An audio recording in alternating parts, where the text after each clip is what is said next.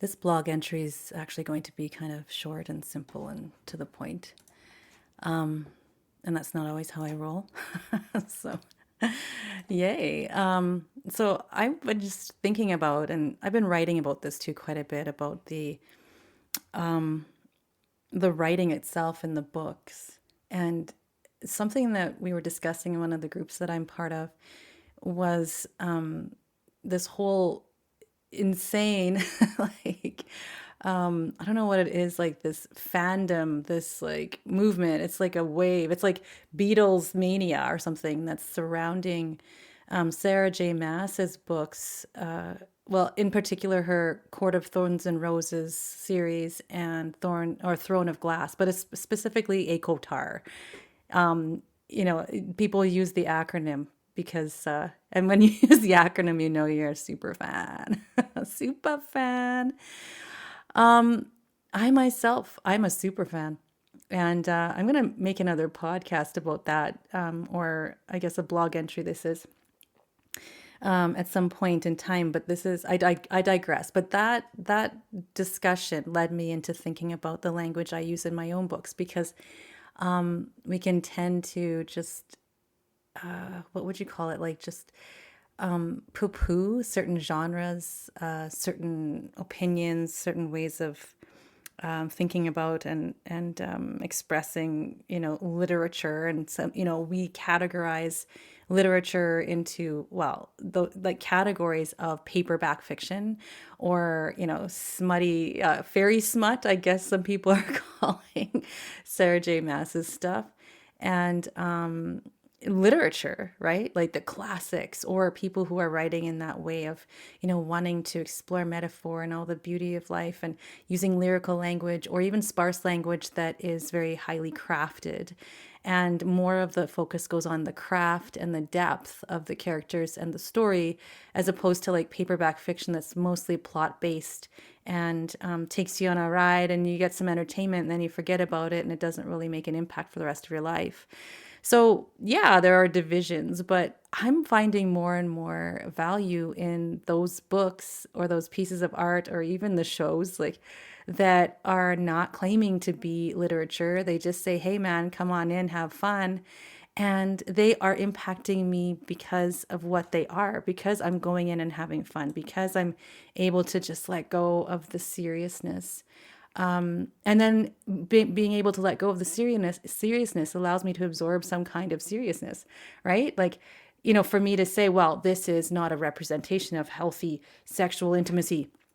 Well, it might not be, but it can also point me into like, what is that for me? And what did that trigger in me? And why did I think that it was so, offensive? Or if I was reading it up in the middle of the night by myself and not telling anybody, or, going to self checkout at the library because you don't want to admit that you're getting out these books.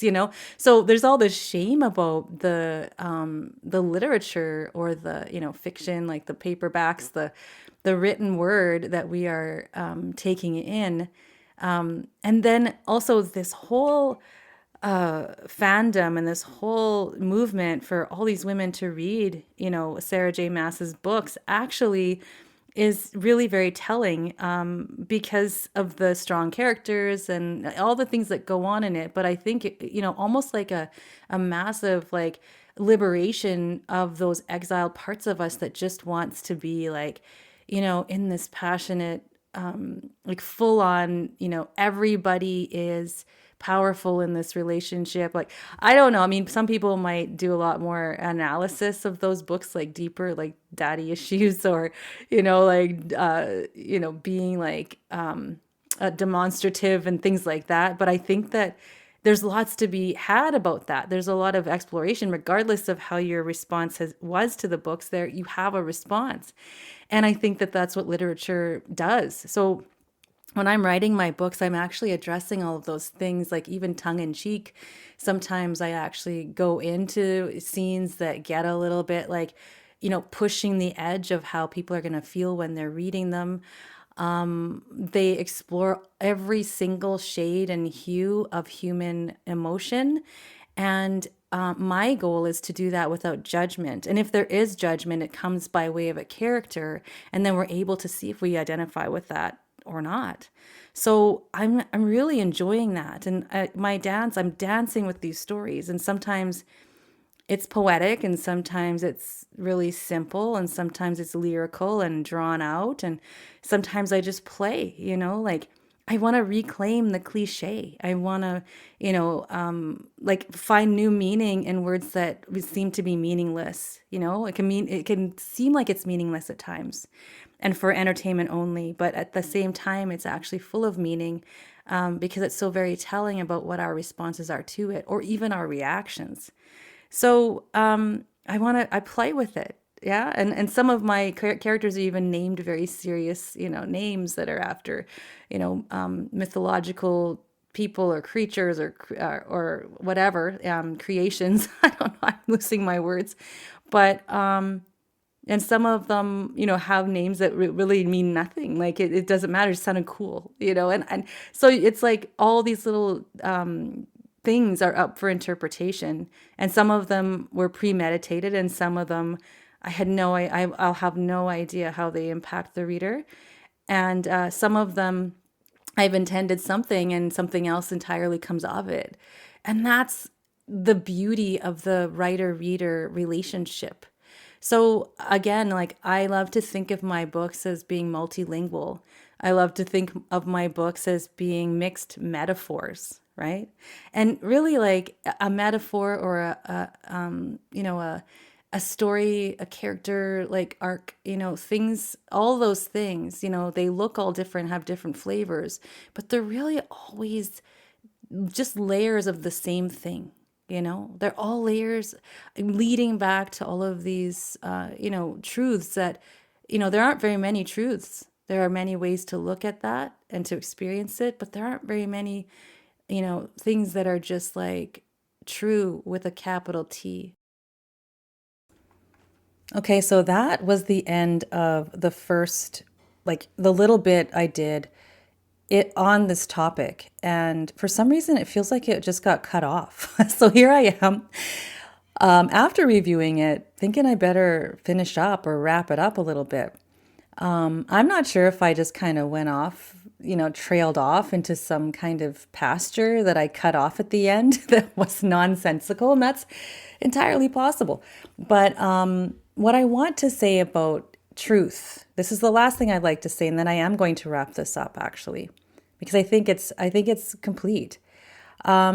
Is that when we talk about truths with a capital T, what I'm talking about is they're not the truths that are the small t, like the lowercase t. And these are the truths that each and every one of us have, right? We each have a set of different truths, or one, overarching truth that is our own truth. So it's really our own perspective, and it doesn't mean it doesn't matter. It just means that it's not truth for everyone. It's not everyone's reality.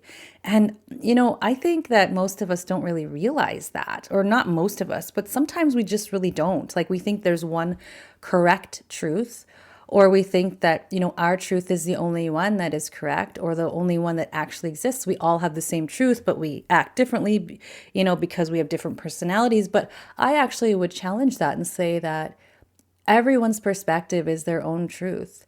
And it is not the truth of everything, which is the truth with capital T. And so when I say truth with the uppercase T, it means that this is truth at all times for everyone, at all times for everyone.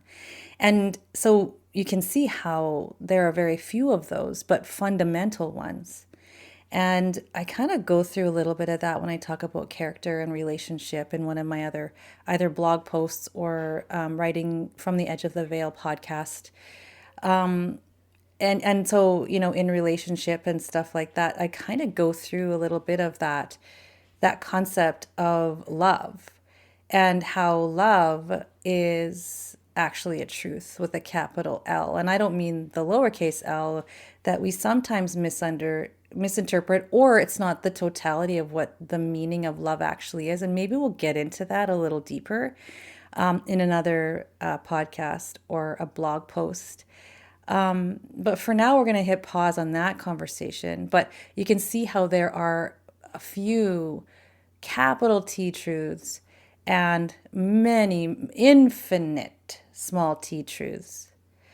So, anyway, just to wrap up, I would say that not just my books are a mixed metaphor. I would say I am myself. I actually kind of like enjoy that. I like writing with mixed metaphor. I'll try to stay with one and ride it, but then it's like, okay, I'm beating a dead horse, you know? It's like, how many, how much are you gonna like refer to this one particular thing, like, life being the ocean? Well, actually, I think that that's the best metaphor for life itself anyway, but, sometimes you got to mix it up a little bit. Oh, here we go again. So it won't be the first time I have my phone ring in the middle of a recording. I am not editing that either. Anyway, so I myself is a mixed metaphor. I'm a mixed metaphor, and I write in those ways sometimes. And we're going to talk about that in another piece that I'll put together for you. For it will likely show up in my Writing from the Edge of the Veil podcast, because that's the most appropriate place for it. And in that, I'll talk about language and, syntax and like grammar and how to use language and what is this form and that form and, crafting your language and communication and stuff like that. We'll get into some more topics like that. And then, when to employ the rules, because we need like a shared language. Like we have to be able to understand each other, but then we also bend the rules to create and expand what that language is. And sometimes it's just like a felt understanding, even if at first you read a really complex, it seems like a complex poem, and then you sit with it and you allow it to integrate and into your being, and then you actually understand it on a whole different level. And then anything that speaks in that way, you understand much quicker, much more quickly. Listen to my grammar. It doesn't matter. I don't just speak that way. So then we learn through, the rules, quote unquote, but those are only one set of rules. And then we learn others and others. And then we learn to play jazz. We plunk away at the notes and then we play jazz. So we're going to talk about that in another recording piece that I'll put together for you as well. So anyway, hope you enjoyed that.